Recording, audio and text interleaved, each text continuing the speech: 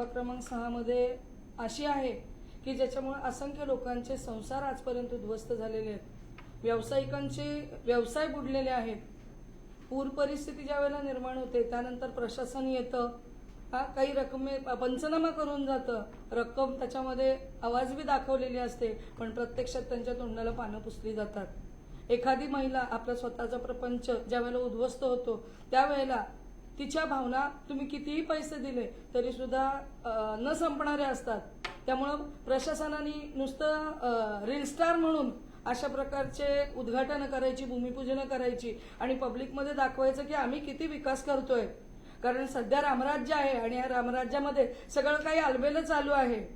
आता तसं पाहायला गेलं तर उन्हाळा आहे, उन्हाळ्यामध्ये जी नाल्याची सफाई आहे, बऱ्यापैकी नाल्यातलं पाणी आटलेलं असतं, तर ती नाले सफाई करून घेऊन नाला कंप्लीट क्लिअर करून ही जी संरक्षक भिंत आहे या भिंतीचं बांधकाम अर्ध्यावरती पूर्ण व्हायला पाहिजे होतं, परंतु ते झालेलं नाही. कारण काय की इतर बऱ्याच अशा गोष्टी आहेत की त्याच्यावरती स्थानिक प्रशासन जे आहे ते एकाग्र आहे. त्यामुळे कुठल्या गोष्टीला किंवा कुठल्या कार्याला प्राधान्य द्यायचंय हे प्रशासनाने लक्षात घ्यावं. कारण इतकी भीषण अशी परिस्थिती, ही पूर परिस्थिती की त्यावेळेला जसं आता अभिषेक जाधव म्हणाले की त्यावेळेला येऊन कुठेतरी किलोभर तांदूळ, तेही रेशनचे असतात, आणि मसुरीची डाळ जी कुणी कधी खात नाही, अशा प्रकारचं निकृष्ट दर्जाचं जे जनावराला पण आपण देणार नाही अशा प्रकारचे पॅकेट आणून दिले जातात.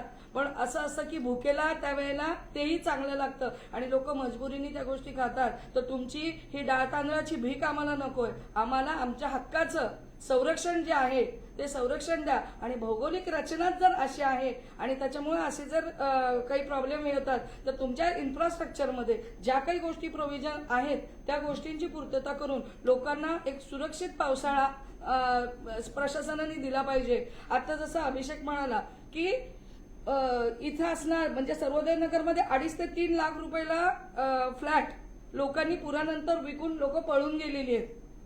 आपलं अख्खी आयुष्याची पुंजी त्या घरासाठी ते ज्या वेळेला लावतात आणि त्यानंतर अशा प्रकारची परिस्थिती उद्भवते, ती परिस्थिती खूपच विदारक आहे.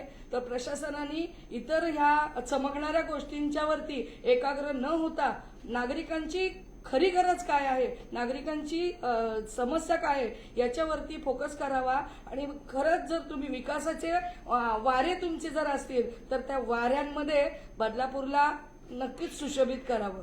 निश्चित सर, पावसाळा काही दिवसांवरती येऊन घेतलेला आहे, लवकरात लवकर ही कामं व्हावी यासाठी आपली मागणी असणार आहे, नाहीतर आपला आक्रमक पवित्रा, शिवसेनेचा आक्रमक पवित्रा कशा प्रकारे? आता मी जसं काय सांगितलं तुम्हाला आणि अर्चना मॅडमनी सुद्धा सांगितलं तुम्हाला, नाले सफाईचं सुद्धा आता काम चालू आहे. पण काय होतंय, तिकडनंच ती माती आणि तिकडनंच ते सगळं घाण उचलायचं आणि ते स्थलांतर कुठेतरी आपण ते बाहेर नाल्याच्या बाहेर केलं पाहिजे, पण ते तिथेच तुम्ही जागेवर करताय.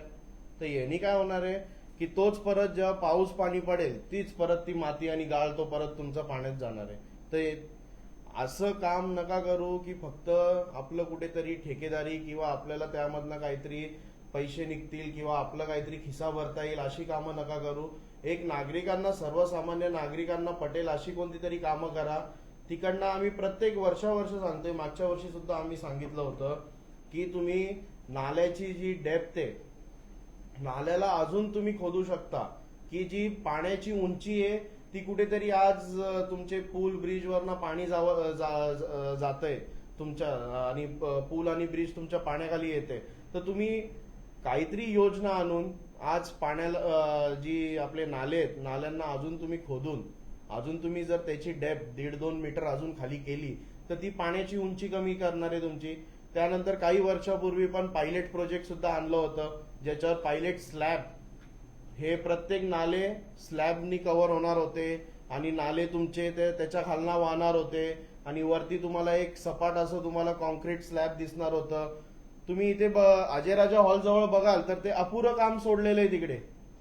कॉलम उभे करून तिकडे अपुरं काम सोडलेलं आहे. म्हणजे तुम्ही नागरिक जो कर भरतो, जो टॅक्स भरतो, त्याच्या पैशाची अशी उधळपट्टी करता का तुम्ही की तुम्ही कुठेतरी टेंडर काढायचं आणि ते अपुरं काम सोडून द्यायचं. हे प्रत्येक नगरसेवकाच्या वॉर्डातलं काम होतं. प्रत्येकाने आपापल्या वॉर्डातली ही कामं त्यांनी घेतलेली होती की पायलट प्रोजेक्ट आम्ही करणार आहोत आणि जे भाजी मंडई वगैरे आहे त्यांना आम्ही इथे आणून स्थलांतर करणार आहोत, जेणेकरून त्यांना सुद्धा एक जागा भेटेल. पण काय, आज हे काम अपुरं राहिलेलं आहे आणि ते त्यांनी रद्द केलेलं आहे. हा जो पायलट प्रोजेक्ट होता हा रद्द केलेला आहे त्यांनी.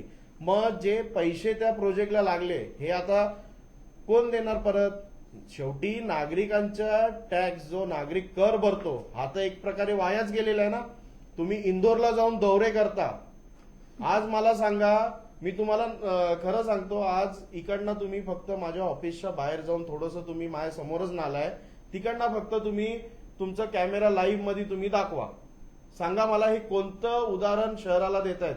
इंदोरला जाऊन घनकचरा प्रकल्प तुम्ही तिकडे मीटिंग सुद्धा करतायत, बरेचसे तुम्ही हे करताय, पण अंमलबजावणी तुम्ही कुठे करताय? नुसतं पुस्तकापुरतं तुम्ही सांगताय ना.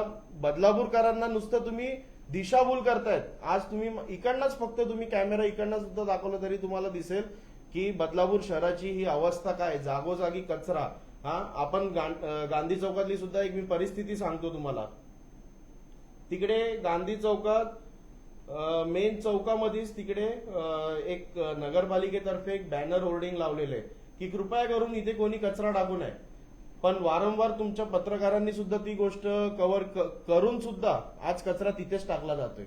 म्हणजे काय झालंय? प्रशासनाचा धाक किंवा तुमचे स्थानिक प्रतिनिधी यांचा धाक कुठेतरी राहिलेला नाहीये आणि जो तो येऊन जिथे ज्या गोष्टी नाही केल्या पाहिजे तिथेच त्या गोष्टी करतोय. बरेच वर्षापासून आम्ही सांगतोय, हे गांधी टेकडी मधली इकडे जो हा वॉशरूम आहे, जो वॉशरूम नाला देखत बांधलेला आहे, त्याचे पाईप सगळे या नाल्यामध्ये सोडलेले गेलेत. मी खरं सांगतो पत्रकारांना, तुम्हाला एक विनंती करतो, तुम्ही या सगळ्या गोष्टी एकाच दिवशी आहे ना बदलापूरचं तुम्ही सर्व्हे करा. त्या दिवशी फक्त कोणत्याही राजकारणी माणसाच्या मागे तुम्ही त्याची बाईट नका घेऊ किंवा कोणतंही काही कव्हर करू नका. एक प्रत्येक दिवशी बदलापूर शहरात काय ना काय घडतंय ना, एक दिवस घडू द्या, मी तर बोलतो. त्या दिवशी पत्रकारांनी सगळ्या गोष्टी दुर्लक्ष करा. पण आपल्या बदलापूरची जी वास्तुस्थिती आहे ती नागरिकांसमोर एकदा आणा. जिथे जिथे असे अनधिकृत कामं झालेली आहेत, काही अनधिकृत कामामधनं जे हे मी आता सांगतोय की त्याचे पाईप, जे आउटलेट पाईप्स आहेत, हे तुम्ही नाल्यामध्ये तुम्ही हे केलेले. आता मला सांगा, उद्या पूर परिस्थिती निर्माण झाल्यावर हे सगळं नाल्यातलं पाणी हा रस्त्यावर येतो. आरोग्याला, शेवटी तुमच्या आरोग्याला धोका निर्माण झालेलाच आहे ना. हे सगळं घाण पाणी जेव्हा रस्त्यावर आलं तर तुमच्या आरोग्याला तुमचा धोका निर्माण झालेला आहे. तर या अशा गोष्टीचं कुठेतरी आपण छोट्या गोष्टीमध्ये नागरिकांची ही एक त्यांना समाधान वाटतो. तर याच्यावर कधीतरी नगरपालिकेने, आणि नगरपालिकेला नुसतंच दोष देऊन, मी तर नगरपालिकेला दोष बिलकुल द्यायची माझी इच्छा नाहीये. स्थानिक प्रतिनिधी आज इकडनं साई कृपा ते गोविंदाम एक टेंडर निघतो, गोविंदाम ते साई कृपा हा दुसरा टेंडर निघतो. एकच कामाचे 2 टेंडर काढले जातात. पण ते एक तरी काम करा, नागरिकांचं एक तरी काम करा. तुम्ही 2 टेंडर काढा, 10 टेंडर काढा, पण एक तरी काम करा. एवढे बदलापूर शहरामध्ये निधी निघतात, पण मला सांगा आतापर्यंत कुठे त्याची अंमलबजावणी केली आहे शहरामध्ये? जर ती सगळी खरोखर यांनी आहे ना अंमलबजावणी या शहरामध्ये केली असती, त्या निधीचा योग्य तो वापर केला असताना आज आपलं शहर आहे ना, आपल्याला इंदोर जावं नसतं लागलं, इंदोरवाले आपल्या बदलापूर शहरात आले असते. हे वास्तवस्थिती आहे.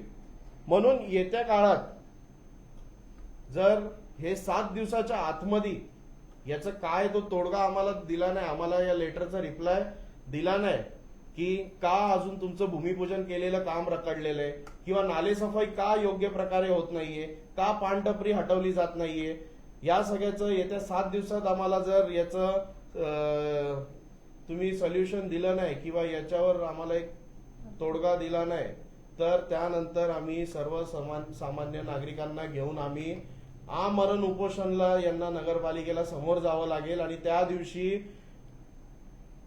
परिस्थिती एवढी भयंकर होईल ज्यावेळेस प्रत्येक शिवसैनिक हा रस्त्यावर उतरेल.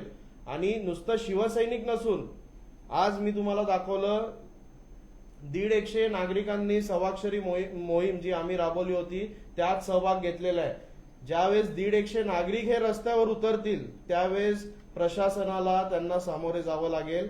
त्यासाठी आत्ताच वेळ गेलेली नाहीये, अजून पावसाळा आपल्या इथे चालू झालेला नाहीये. काय ते कठोर पावलं आत्ताच तुम्ही तुमच्याकडे वेळ आहे, आत्ताच तुम्ही ते कठोर पावलं उचला आणि आम्हाला काय आहे ते असं नाही लेटर दिला म्हणून काहीतरी आम्हाला उत्तरं देऊन आम्हाला हे केलं, काहीतरी त्याच्यावर ठोस पावलं उचला, एवढीच आमची मागणी असणार आहे.